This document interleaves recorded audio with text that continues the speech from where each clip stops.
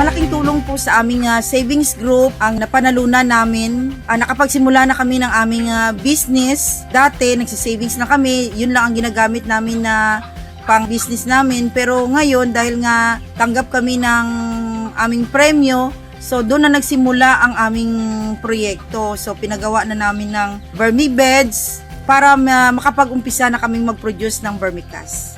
After po ng Pitch for Hope, nung napanalunan po namin, yung grant po ay ginamit po namin yun para mapalago ang aming business. Nagpatayo po kami ng production area, nag-purchase po kami ng mga added na raw materials at saka yung noodle maker po. Yung 70,000 po na tumataginting na na-receive ko bilang first runner-up sa national. Ito po, kung puso ko pong ipinapakita sa inyo na ito po yung napuntahan ng pera. Malaking tulong po kasi hindi na, komportable na po yung mga production staff na nagbabalat ng saging, nag-i-slice at saka pag nagluluto, hindi na po kami nauulanan. Bali yung napanalunan na pera po ng savings group is binili namin ng ibang materials dito sa greenhouse. Dati po maliit lang yung greenhouse namin, so ngayon lumaki na siya.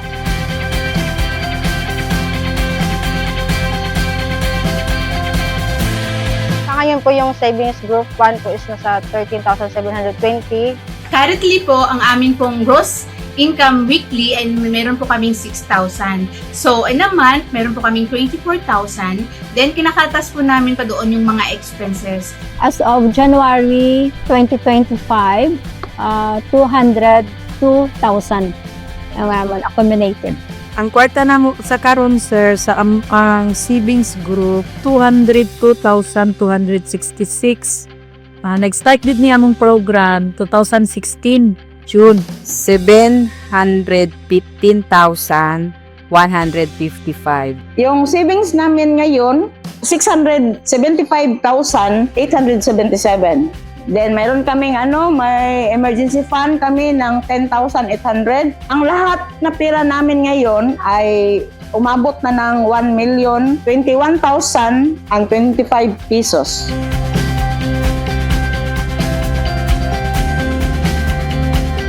Nakakatulong po yung savings group. So, yung other member is pwede silang mag-loan for emergency purposes or mabili nila ng bigas or mga needs nila sa pangbaon sa kanilang mga anak. Nakakatulong din yung hydroponic lettuce. Pwede silang mag-reseller para pang extra income nila po. So ang mga member pag mag-fit sa savings group jud mo dagan iya jud mag-loan kay kung mag-loan sila sa 5-6 nangita pa mag-collateral dako kayo po ng interest unya diri man good kung mag-loan so 5% ang amoa sa kuan tapos apil pa sila enjoy sa ginansya kay apil man sila bahin sa share out Sa panginahanglan sa panimalay, like sa bugas. Unya, mga gamit sa kay naman tayo mga cleaning products, dire na jud nila makuha tanan. Ang uban namo nga member, nakapalit na pud sila og bangka, nakapalit na pud sila og mga sidecar nila, tapos makindahan nila. Noon po, ang order po sa amin ay parang 25 kilos lang per week hanggang sa tumaas ng 100 kilos per week. So yung monthly namin na income ay tumaas na din.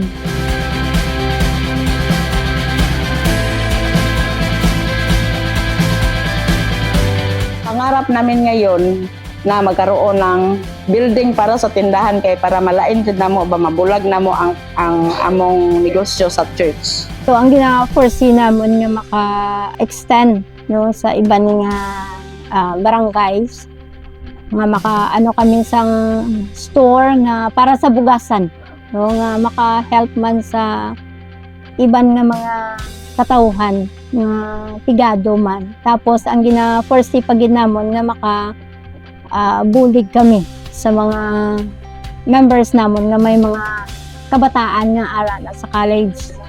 Ang akong pangandoy sa among savings group is unta maglambo nga mag-million pa mi sir. Mag-million jud mi tapos kanang kuan para ang uban namo nga member dili pud sila magkalisod. Gusto rin po namin mag-purchase pa ng added na noodle maker para mapadali po yung aming production. For FDE na po para for abroad. So itong building na naumpisahan ng ICM, pag nakasunod ito sa standard procedure ng Food and Drugs Administration, bibigyan na kami ng license to operate. Kasi ako fully equipped na ako ng mga certificate ng DTI. Gusto namin sana na yung pondo ng aming group at saka yung benta ng aming vermicast ay gagamitin namin sa another naming business, which is the piggery. Para may mapagkuhaan kami ng aming animal manure na gagamitin din ng aming vermicast.